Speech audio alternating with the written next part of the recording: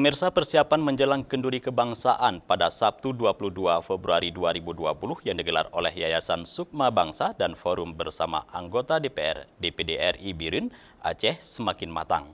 Sampai dengan hari ini persiapan telah rampung mencapai 80%. Persiapan infrastruktur seperti pembangunan tenda, area pameran dan termasuk koordinasi dengan pihak keamanan sejauh ini sudah selesai dilakukan panitia pelaksana.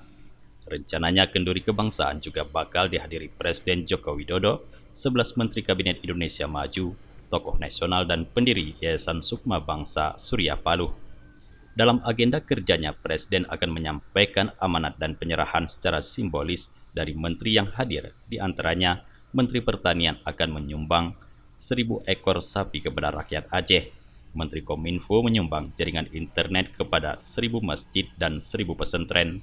Selain itu ada pemberian sekul arsip digital talent untuk 1.000 universitas politeknik mahasiswa dan tingkat SMA.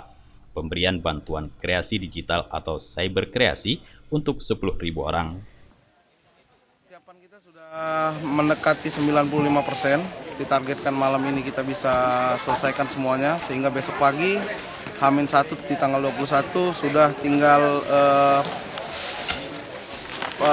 tinggal minoritas-minoritas saja yang kita detailkan seperti itu. Acara Kenduri Raya akan ditutup dengan menampilkan tarian gabungan 400 lebih siswa Yayasan Sukma Bangsa, puisi Fikar Eda, dan dihibur dengan lantunan lagu dari Rafli Kande. Dari Biren, Tim Liputan Aceh TV melaporkan.